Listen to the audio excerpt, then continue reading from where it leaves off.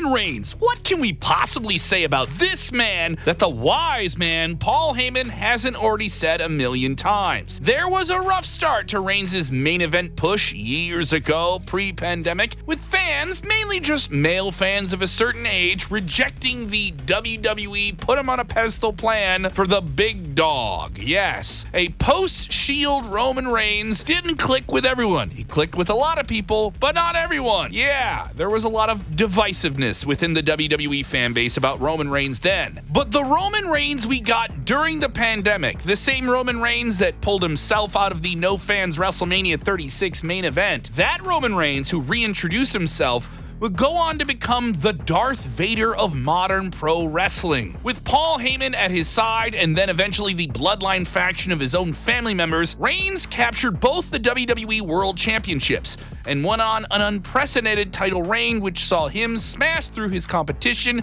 cheat and connive his way to the top, and sustain that role for 4 years. Accomplishing all the goals WWE initially set for him, Roman Reigns stands today as one of the biggest names in the pro wrestling industry. Are we putting him in that category with The Rock and Stone Cold Steve Austin? You let us know in the comments below. I know some of you will do that. But with his world title reign, which was impressive, more than a year in the rear view, the Bloodline now a separate entity, Paul Heyman moving on to new clients, could it be time for the head of the table? Could it be time for the tribal chief to switch things up once again? That's what we're here to find out today. This is Sportskeeda Wrestling, and today we're talking about why Roman Reigns might need a full reboot in WWE. Earlier in the 2010s, Roman Reigns was fresh out of The Shield, a game-changing trio where he played the muscle, and now he was the big dog on his own, but he wasn't clicking as the next face of WWE, maybe as they intended across the board. That's simple. He was maybe overly produced, didn't have the edge, and was created maybe just within the marketable machine of WWE, rather than organically finding himself to be popular with the audience. They wanted to sell merch, create a really playable moment with a character, rally younger fans and women around a new superhero, which is something they probably achieved, and potentially come out of it with another crossover star like a John Cena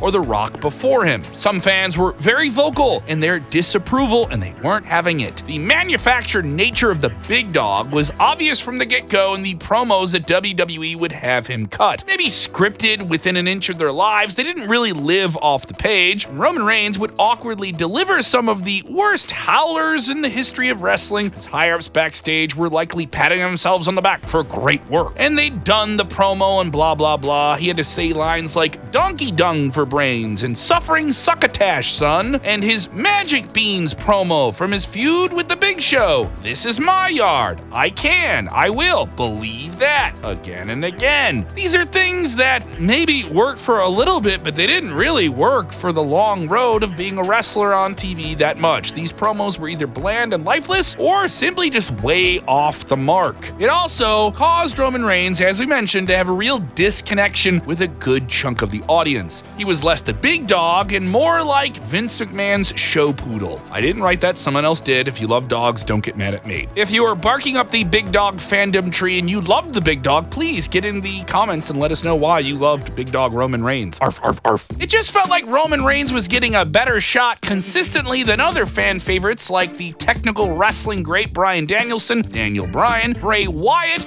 Dean Ambrose, aka Jon Moxley, and so on and so on. He got WrestleMania main event after WrestleMania main event, and it never felt exactly the way WWE may have intended. During his first WrestleMania main event against Brock Lesnar in 2015, WWE used Seth Rollins and his Money in the Bank briefcase to get themselves out of the corner that they may have booked themselves into, depending on how you remember that match. With the fans in attendance booing a lot of it, but still being invested, but not having a clear, hey, boo, cheer reaction. It was very mixed at best, divisive, which was actually a quite hard-hitting affair where Roman Reigns put on a great performance, but the character just wasn't connecting all the way. The following year, Reigns took on Triple H in the main event in Texas at WrestleMania and got booed out of flooded a building. It was so bad that some people theorized that WWE had to mute the crowd. The year after that, Roman Reigns got booed out of the show-closing WrestleMania main event against The Undertaker. Yeah, after he won at WrestleMania 33 in Orlando. The year after that, he got booed out of the building again at WrestleMania 34. Do you see the pattern here? The male dude bro section of the WWE audience is not down with the big dog. In New Orleans, they cheered for the heelish Brock Lesnar, who retained his Universal Championship, which he then threw at Vince McMahon when he returned to the backstage area. The whole vibe surrounding this character and its run in general is way off. Great effort, maybe the execution simply just wasn't there overall. Fans could tell that Vince McMahon and WWE's creative team had this mindset. They wanted another Superman, and this was one we were supposed to love. But after 10 plus years of the John Cena archetype of doing the same type of thing, it just felt stale this time around with Roman Reigns, with some fans. Fans wanted to choose someone. They wanted to tell WWE who the next Stone Cold Steve Austin was. Was it CM Punk? Was it Daniel Bryan before his injury? They didn't appreciate WWE telling them what to like. But life would become bigger than wrestling, and tragedy would strike Roman Reigns,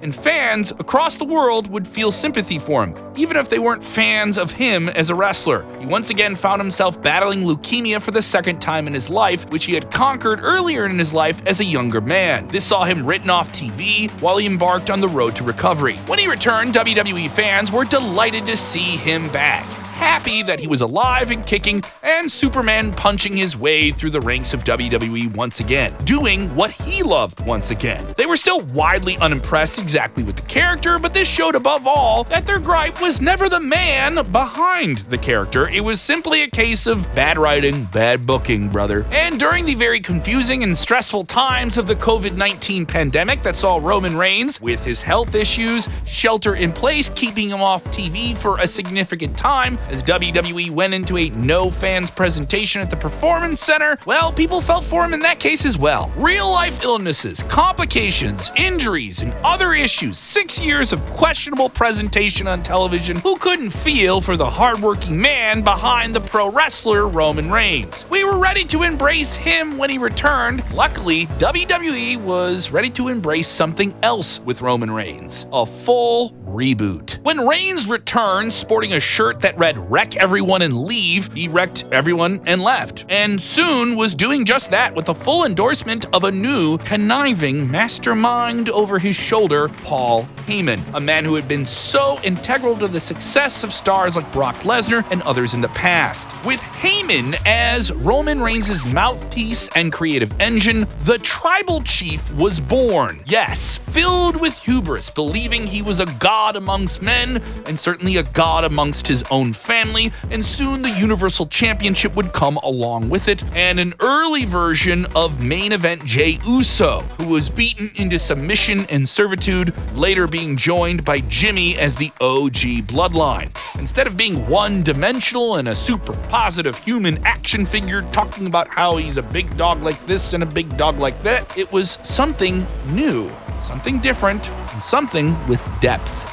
Harder, meaner, straight-talking, no-nonsense brute filled with his own ego about everyone having to revolve around him, like a combination of a pro athlete and a mob boss from a TV crime thriller. He was the head of the table, the latest in a dynasty, the top guy in one of the most influential wrestling families ever. That's real, so they played into the realness, with Paul Heyman adding legitimacy as a sleazy special counsel. It was like WWE's version of The Sopranos, or as the kids say, cinema. You guys are really abusing that word. And it drew more attention than almost every other thing in WWE, bringing back more lapsed fans and making believers out of existing fans who stuck with WWE through the pandemic. Get it? Because believe that. Huh? Remember believe that? This positive shift in momentum did wonders for Roman Reigns, who had newfound energy and confidence, especially in his promo work and overall presentation. going off wherever and whenever he saw fit, sometimes in the middle of matches, treating in-ring cameras like they were extensions of his thoughts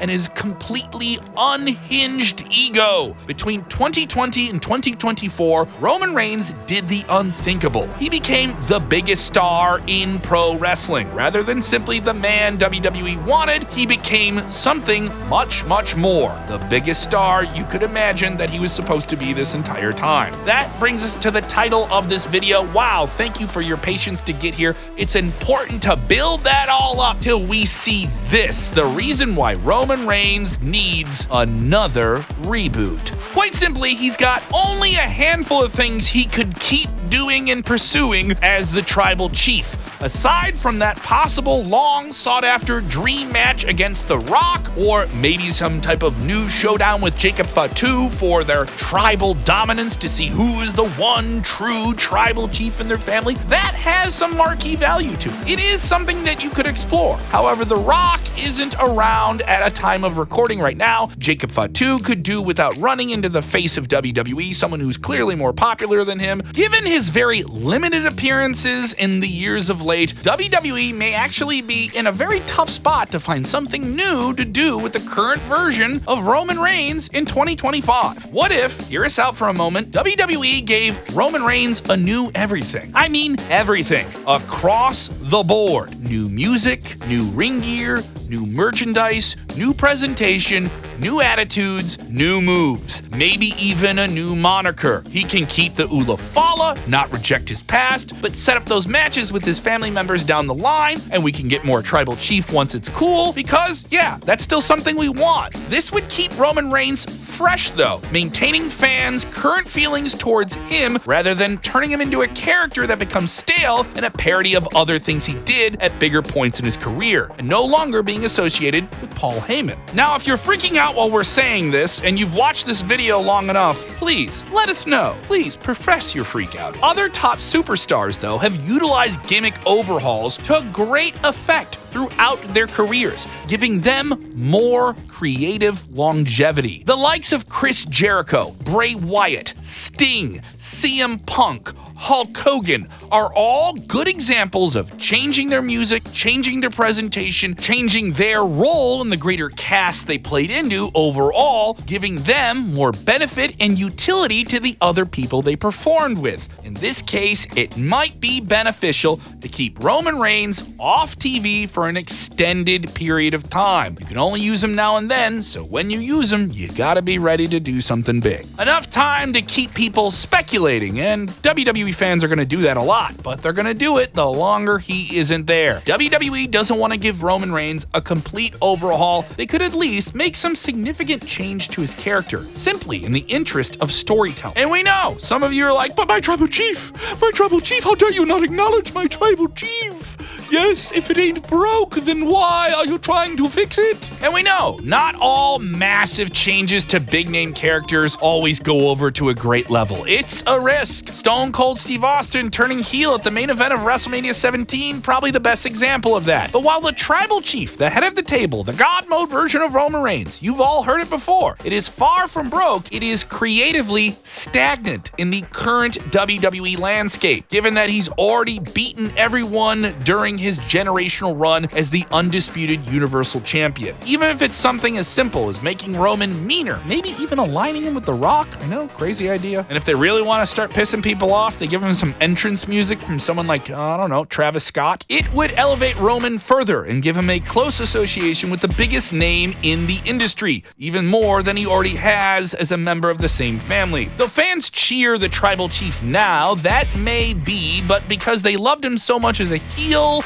and a tweener, he was believable. He had uniqueness about him and turned babyface just by people appreciating his performance over the years. You could argue that fans were simply being contrarian. Now that they're supposed to boo him, though, that's a little unfair to the tribal chief. They were glad to see a talented performer who they warmed to naturally over years finally get the character that had a little bit more nuance and a little bit more bite to all of it, and this could definitely be replicated, even improved upon. It is, however, however, worth remembering that this is WWE in 2025 with a lot of just overall inconsistencies. So it's likely that Roman Reigns will just stay as he is, pop in and out for important main event feuds with very little change to what WWE is going to do in the long-term build with him. And we totally get why that would still happen. Here are the hard ends, the creative hurdles that WWE would have to get over with a beloved pro in Roman Reigns right now in this reboot.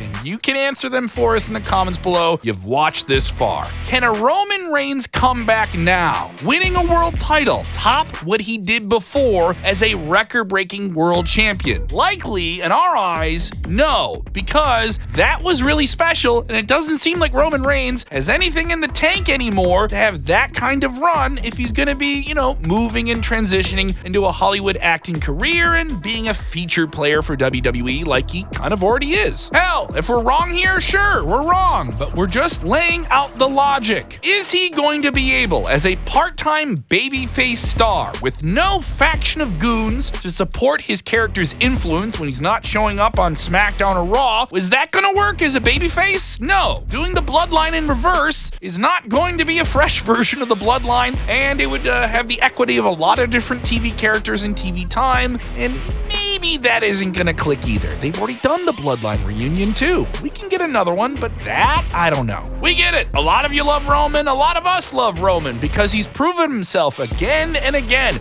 And we're just saying it would be nice if WWE could do something bold, even slightly out of the box, with the man who has carried the company in many, many ways. Just don't make him tell weird stories about magic beans and everything will be all right. Yes, do we need a Roman Reigns reboot? Yes. Do we need to make him faster, more spearier, or super punchier than he was before? Let us know your thoughts in the comment section below, and don't forget to like, share, and subscribe to Sportskeeda Wrestling. You watched all of this? Come on, help get us to 200,000 subscribers, and why not enable those notifications too so you know when we drop videos just like this. You've been watching Sportskeeda Wrestling. I'm Kevin Kellum, and acknowledge me.